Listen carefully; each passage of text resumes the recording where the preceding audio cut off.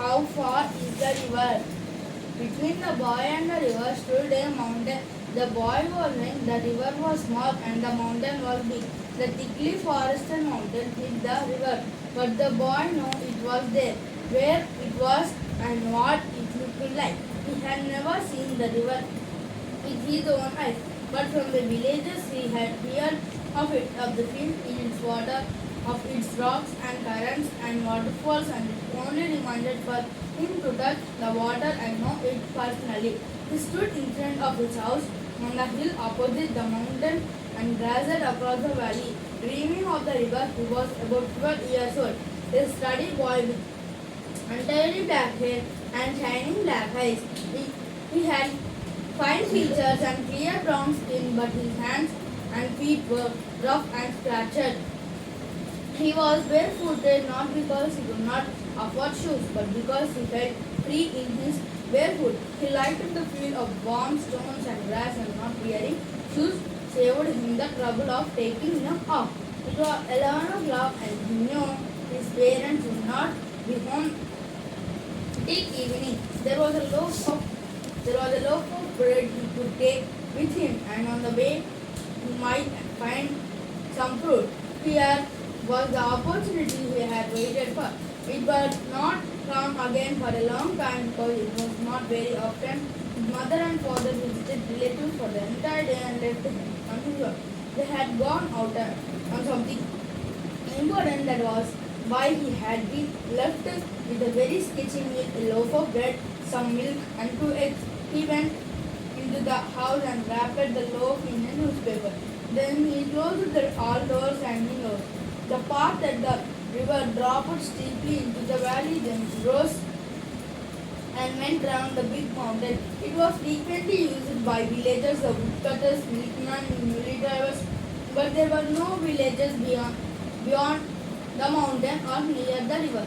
The boy passed a woodcutter and asked him how far it was to the river. The woodcutter was a short but powerful man with a grizzled and withered face and muscles that stood out in hard, ugly lungs. 7 miles, he said, which was fairly accurate.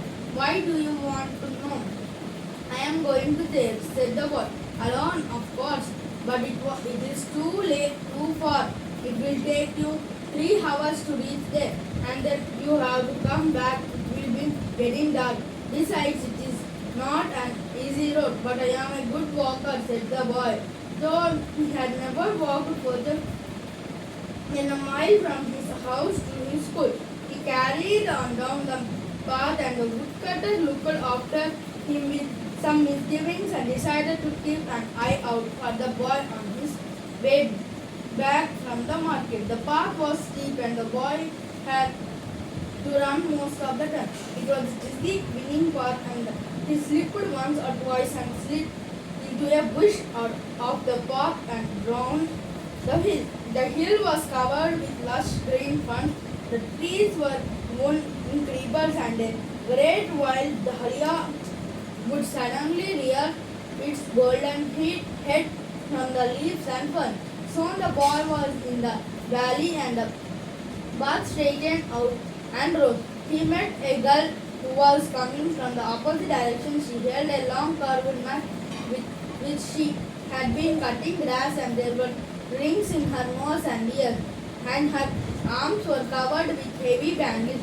The bangles made music when she moved her hand. How far is to the river? Asked the boy.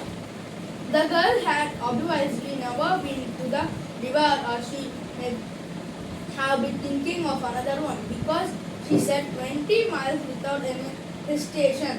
The boy laughed and ran down the path. A parrot suddenly screeched, flew over his head. A flash of red and green.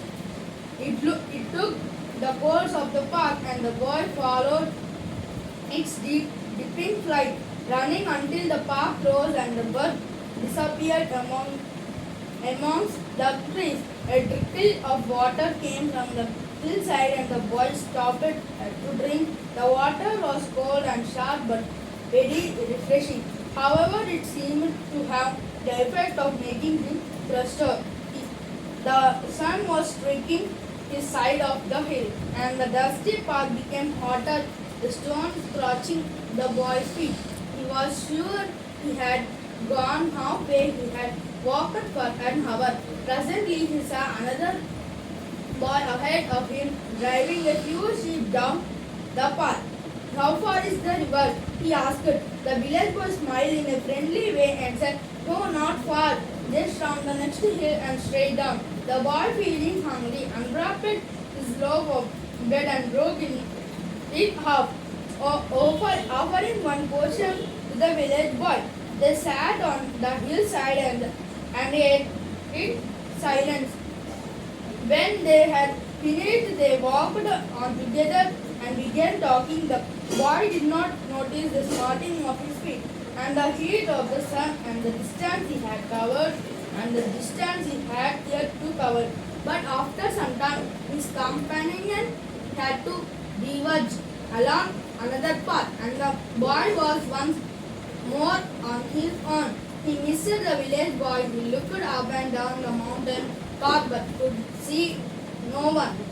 His own home was hidden from view by the side of the mountain, and the river was not in sight either. He began to feel discouraged.